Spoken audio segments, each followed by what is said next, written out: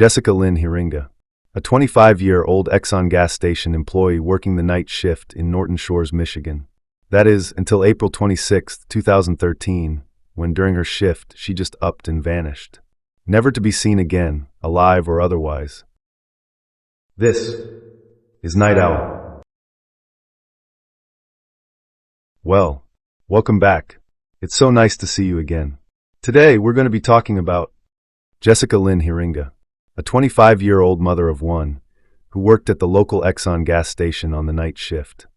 A regular to the gas station came in to purchase some stuff, and she noticed that Jessica was working kind of late at night, and she commented that a young lady such as herself should not be working there by herself at such an hour, and she thought that at least her boyfriend should be there to stand guard.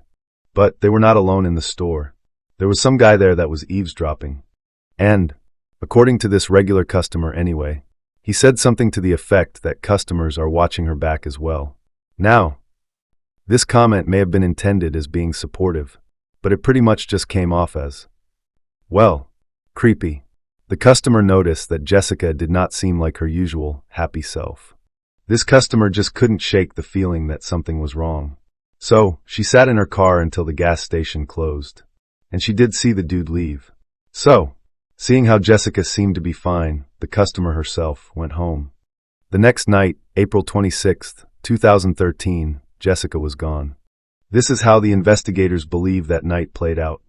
The last purchase that was made at the gas station, according to Jessica's cash register, was a simple cigarette lighter, and that was at 10:55 p.m. At around 11 o'clock, one of the gas station's managers was driving by with her husband, and he saw this dude that was acting kind of weird. He was standing at the back of a silver minivan, and he kept opening and closing its rear hatch. Then, he got into his silver minivan and took off. She, of course, gave a complete description of the dude and his vehicle to the police later on. This is a composite sketch of the man that she saw. She was not the only one that saw the minivan. It was also captured leaving the scene by cameras at 3 different businesses. Then, at around 11:10 p.m., a guy showed up to the gas station hoping to buy some gas, but he grew concerned when he could not find Jessica anywhere. I mean, he looked everywhere in the gas station that he could think of, but no Jessica. So it's at this point that he thought it would be best to call 911. The cops showed up at about 11:25. What they found upon their arrival were rather disturbing. They found Jessica's jacket, her car, and her wallet, which still contained over $400, along with her cigarettes and lighter. So, it was pretty easy for them to determine that it was not a case of a botched robbery that had gone horribly wrong. And outside the store they found a few drops of blood. They of course tested it for DNA, and it came back as a match for Jessica. But they found something that to me anyways seems pretty weird. They found parts of a bang-bang, and it was pretty close to the droplets of blood. The one thing the police was not able to find was Jessica. In fact, it's been like 12 years at the time this video has been made, and she still hasn't been found. And that's not through lack of trying either. I mean, for like 3.5 years, law enforcement agencies from both state and federal levels spent 12,000 man-hours investigating around 1,400 tips, executing about 33 search warrants, and getting consent to search another 20 homes, as well as conducting like 12 ground searches and 2 underwater ones. And still no Jessica. Now, I know what you're thinking, but dude, how can they do anything if they don't have a body? I mean, that is a pretty big chunk of the puzzle, isn't it? So what the bloody hell can they do without it? The answer? Tons. I mean, true, not having a body can make things more difficult, but not impossible. Remember those 1,400 tips I mentioned? Well, a lot of them involve this dude named Jeffrey Willis. And who is he? Oh, he is many things. And none of them good.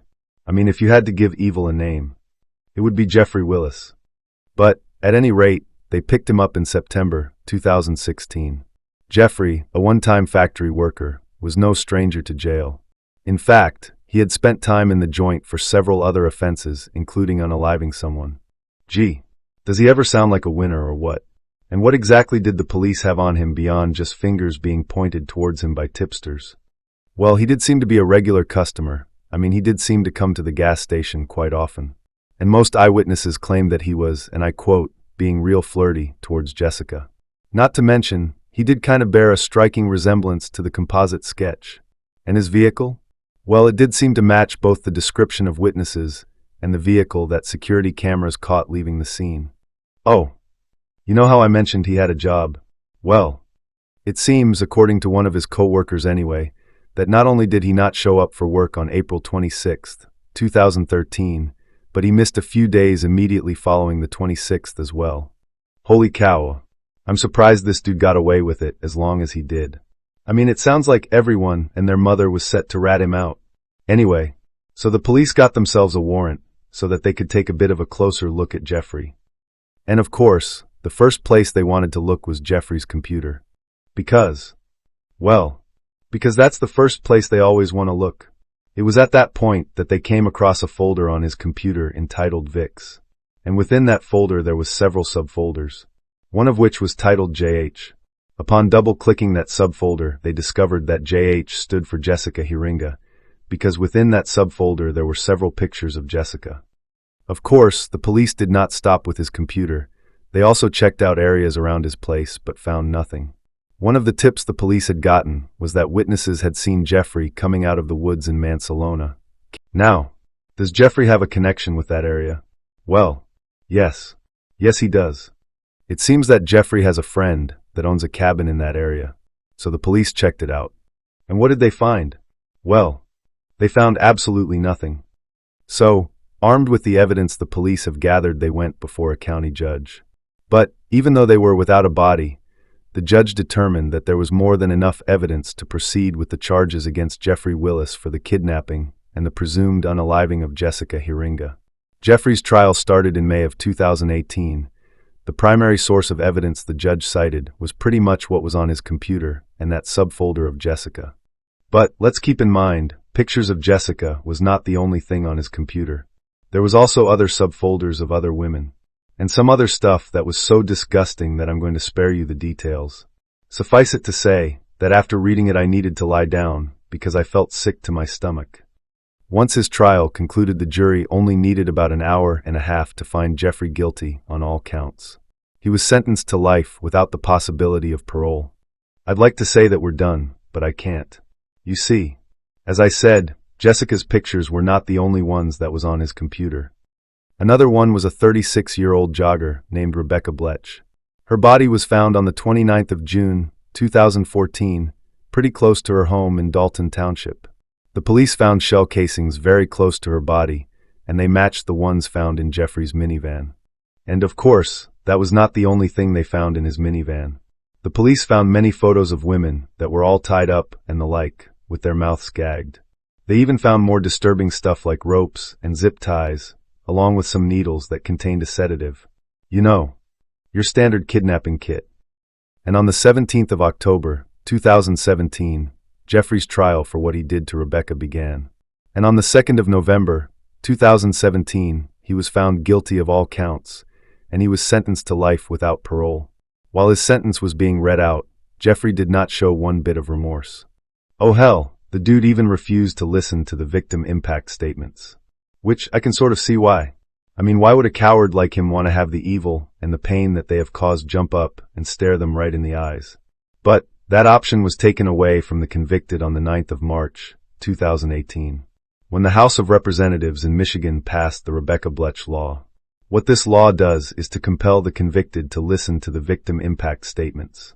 Well, you know what? Good on the House of Representatives. I think they made the right choice. Not that they always make the right choice. I mean, since the 9th of December, 2013, they have been trying to pass the Jessica Heeringa Act, and they haven't done it yet. If passed, what this act will do is force gas stations and convenience stores to either install video surveillance cameras or to have at least 2 people working at a time where the shift is between 11 p.m. and 5 a.m. Now, to me, that makes perfect sense. I mean, where I am in Canada, it's pretty much like that anyway, at least the places I've seen. And I don't know if it's because it's the law or it's just common sense, but every gas station and convenience store I've been to has had some kind of surveillance system installed. But when it comes to this particular act, one of the big holdouts, funny enough, is the business owners. They keep fighting this act because they don't want to shoulder the cost. That's my understanding anyway. Well, maybe they'll eventually wake up and realize it's a small price to pay to protect your stuff, your employees, and even your customers. Now back to Jeffrey. What he did to Jessica and Rebecca was not the only charges he picked up. He also got charged with the attempted kidnapping of a 16-year-old girl on the 16th of April, 2016. And that's not it. He also picked up a charge of producing CP. Oh, come on. Let's face it. We all knew that it was going to enter the picture at some point. It seems that back in March 2011, he videotaped a couple 14-year-old neighbor girls without their knowledge while they were using his bathroom. Dude, is there any way you could possibly be more disgusting? Oh, it's important to note that Jeffrey was not the only one charged with a crime in relationship to what happened to Jessica. So was his cousin, a former prison guard named Kevin Bloom. He was originally charged with lying to the police in both the Jessica and the Rebecca cases. To those two charges he pled guilty and was sentenced to time served. But that was not the only charge he picked up. He was also charged with being an accessory after the fact when he told the cops that he saw his cousin with Jessica's body. Not only that, but Kevin also helped Jeffrey bury the body. He claimed they buried it out at Sheridan Road near Laketon Road. And the police did check out the area he specified, but they didn't find anything. That must have been pretty heartbreaking.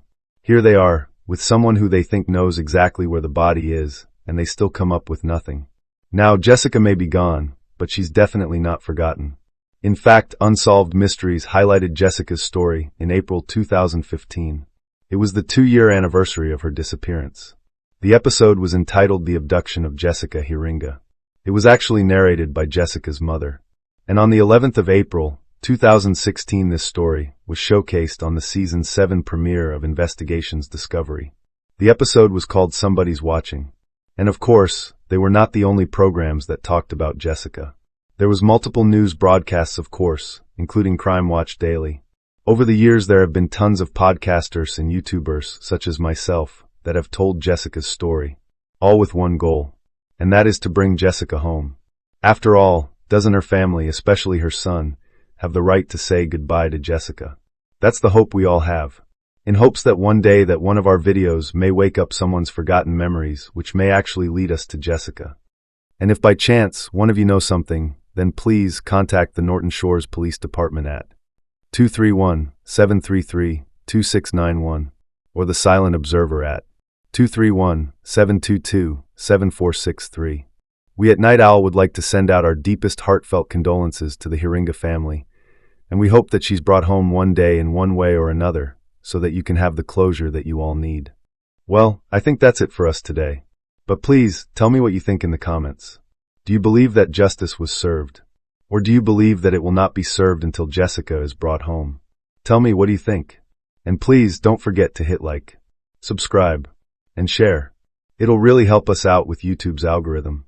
And remember to turn on your notifications so that you'll be kept up to date with any new videos we make. And remember, be you good or be you wicked, everybody deserves justice. Good night.